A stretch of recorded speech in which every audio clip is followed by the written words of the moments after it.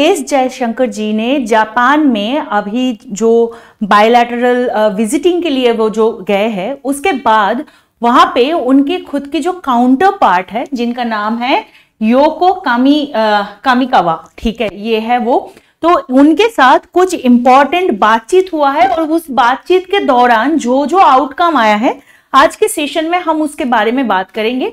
यहाँ पे कुछ इंपॉर्टेंट क्वेश्चंस आ जाता है, जैसे कि किस किस बारे में बात हुआ है और उसमें कैसे कैसे डेवलपमेंट होंगे। बहुत ही शॉर्ट वीडियो होने वाला है, लेकिन this is going to be one of the most important video for your upcoming preparation.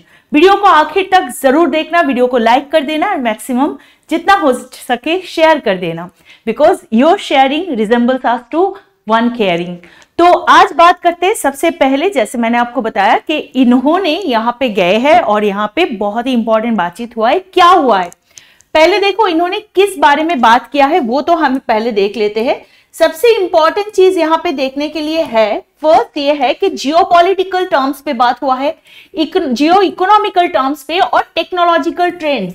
ये मोस्ट इंपॉर्टेंट सेगमेंट है जिसके बारे में जयशंकर जी के साथ ये मैम की बात हुई है। तो मैंने इसलिए मैम बोला, I know this is little bit, मतलब वो वाला है ना, मतलब this is a kind of वो क्या कहते हैं, टंग ट्विस्टिंग वो होता है, तो हम इसको ऐसे ही कामिकावा कहकर ही बताएंगे, ठीक है। योको कामिकावा इनका नाम तो है। तो बेसिकली सबसे पहले जिस बारे में बात हुआ है, जैसे मैंने बताया कि जियोपॉलिटिकल के बारे में, वो है डिफेंस एंड सिक्योरिटी टाइज के बारे में। तो ये बात हुआ है कि जापान के साथ इंडिया के टाई अप होने से जो डिफेंस है, वो जो सिक्योरिटी टाइज है, उसमें बहुत अच्छी प्रोग्रेस हुआ है। और उन्होंने ये बताया कि इंडियन आर्मी करंटली जापान का जो सेल्फ डिफेंस फोर्स है उनके साथ काम कर रहा है। कहां पे है? राजस्थान में है, ठीक है। जो आर्मी है, ठीक है, हमें याद रखना है, आर्मी जो है वो जापान के जो जापान वाले जो डिफेंस कॉरिडोर है, ये डिफेंसिव आर्मी है, उनके साथ राजस्थान में they are in a bi collateral एक एक्सरसाइज में ये लोग है राजस्थान, ठीक है। अब चलो नेक्स्ट सेशन में बात करते हैं, जहां पे इन्होंने बहुत ही इंपॉर्टेंट बात की है। जयशंकर जी ने कहा कि इकोनॉमिक कोऑपरेशन के दिख से, मतलब if we think about the economic cooperation, यहाँ पे जापान का और इंडिया का रिलेशन में एक क्वांटम जंप आया है। बहुत बड़ी बात है। क्वांटम जंप मतलब क्या होता है कि इनके मुद्दे, इनके डायमेंशन, ये सारी चीजों में एक बहुत बड़ा छलांग लगा है। जो क्या है? जो कि है एसएमई सेक्टर में।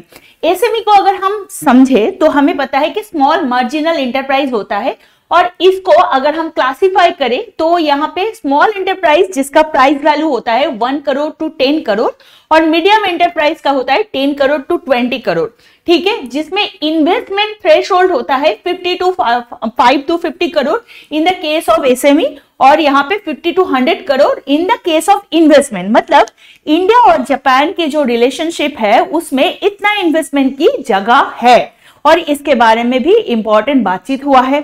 अब दोनों देश ने 5 ट्रिलियन येन का ओवरऑल इन्वेस्टमेंट की शेयर यहाँ पर टारगेट अचीव करने के लिए इन्होंने बताया है कि ये 5 ट्रिलियन डॉलर पे 5 ट्रिलियन येन पे, डॉलर नहीं येन पे, ये लोग काम करने वाले हैं, ठीक है। अब हम क्या बात करेंगे? हम बात करेंगे इंफ्रास्ट्रक्चर इंप्रूवमेंट के बारे में। दो चीज पे इन्होंने बहुत इंपॉर्टेंट बात की है, जहां पे इन्होंने सराहा है जापानीज इन्वेस्टमेंट को। कहां? एक तो ये है जो मुंबई और अहमदाबाद हाई स्पीड रेलवे है, ठीक है। मुंबई और अहमदाबाद हाई स्पीड रेलवे है, जिसको बुलेट रेलवे प्रोजेक्ट कहा जा रहा है इंडिया के अंदर। दिस सेगमेंट, यहां पे जापान का जो इन्वॉल्वमेंट है इसको भी सराहा गया है। और उसके साथ और एक चीज है जो कि जापान की डेवलपमेंट है, स्पेशली इंडिया की नॉर्थ ईस्ट रीजन में। इंडिया के जो नॉर्थ ईस्टर्न स्टेट्स है उनमें जो डेवलपमेंट रोल जापान ने जोर दिया है उस पे भी वेलकम किया गया है। बाय द वे आपको ये भी बता दे, जापान का यहाँ पे कनेक्टिविटी और इंडस्ट्री का ट्रांसफॉर्म करवाना बेसिकली इंडिया के तरफ से चाइना की डिस्ट्रक्टिव या एक्सपेंसिव जो उनके एक्सपेंशन थ्योरी है उसको कहीं ना कहीं पे काउंटर करना भी होता है। नेक्स्ट हम बात करेंगे किसके बारे में, बहुत 3 मुद्दे पे इन्होंने हेल्प जताने के लिए बताया। ये स्ट्रैटेजिक व्यू के थ्रू ये इंप्रूवमेंट की बात कही है। ये 3 चीज क्या है जहां पे इंडिया अभी एकदम एक एमेचर बता सकते हैं, जहां पे इंडिया काम कर रहा है। इसमें क्या है, फर्स्ट तो है जो कि है सेमीकंडक्टर इकोसिस्टम। जो ये बात चल रहा है आपको पता ही है, टाटा के साथ भी ये बातचीत हुआ है कि they want to work on the semiconductor chip manufacturing, जो कि इंडिया के अंदर अब तक एक्सपोर्ट किया जाता था, इंपोर्ट किया जाता था। ठीक है, बाहर से ये इंपोर्ट किया जाता था इंडिया के अंदर।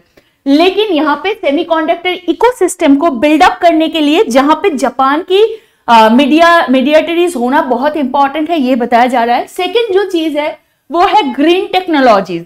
आप मुझे कमेंट सेक्शन में जरूर बताना आपको ग्रीन टेक्नोलॉजीज के बारे में क्या पता है। अगर नहीं पता है तो भी बताना, मैं आपको एक सेशन में बिल्कुल क्लियरली इसको समझा दूंगी ऑन द एनालिसिस बेसिस। ठीक है, और थर्ड जो सेगमेंट पे जापान और इंडिया का बहुत ज्यादा इकोनॉमिक सिस्टम में, इकोनॉमिकल जियोपॉलिटिक्स में जहां पे काम हो रहा है वो क्या है, वो है डिजिटल पेमेंट। जैसे भारत पे है इंडिया के अंदर, या जो यूपीआई है, भारत पे बोलना गलत है, यूपीआई है, इसको जैसे बहुत सारे कंट्रीज में हमें जैसे पता है कि श्रीलंका में, या जैसे कि आपका बाकी रिसेंटली जो कुछ स्टेट है जो ईस्टर्न सांघाई कोऑपरेशन के अंदर कुछ स्टेट है, इन्होंने जैसे ग्रीन फ्लैग दिया है यूपीआई को, वहां पे यूज हो सकता है।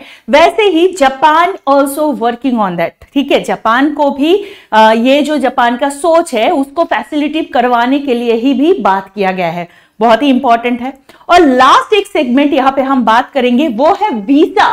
ठीक है, वीजा के रिलेटेड जो रिजीम है उस पे जापान के साथ इंडिया के जो रिलेशनशिप है उसको और मजबूती देने के लिए यहां पे बात हुआ है। ठीक है, तो ये मजबूती क्यों दिया जाएगा, क्योंकि अगर ये वीजा फैसिलिटी को मतलब ज्यादा फैसिलिटेटिव कराया जाएगा तो इंडिया के जो टैलेंट है और स्किल्स है एज ए टूरिंग, अगर टूर पे बताएगी या ट्रैवलिंग पे बताए, वो भी जापान के अंदर बहुत इंपॉर्टेंट एक अपना पैर रख सकता है। राइट, तो ये बहुत इंपॉर्टेंट चीज है और इन्होंने इसलिए बताया है। देखो यहाँ पे बताया कि shared interest we had in providing greater avenue of mobility for Indian talent and skill to Japan.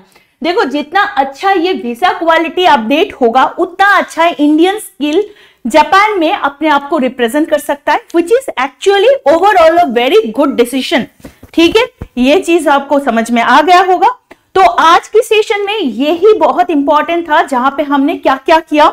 हमने भारत के जो डिफेंस सेक्टर है, जियोपॉलिटिकल है, बायलैटरल है, इकोनॉमिक है, और उसके साथ जो वहां के जो एक्सपोर्ट इंपोर्ट सेगमेंट है जहां पे मार्केट को कॉन्जंक्शन किया जा सकता है, ये सारे मुद्दे पे बात हुआ, ट्रेड के बारे में बात हुआ। यही था आज का सेशन। आशा करते हो ये सेशन आपके लिए बहुत ही ज्यादा इंसाइटफुल रहा होगा, और यहाँ पे आ ही चुके हो तो प्लीज चैनल को सब्सक्राइब कर दो, लाइक कर दो, और नेक्स्ट टाइम आपसे फिर मिलेंगे। तब तक के लिए बी ए रेस्पॉन्सिबल सिटीजन। जय हिंद।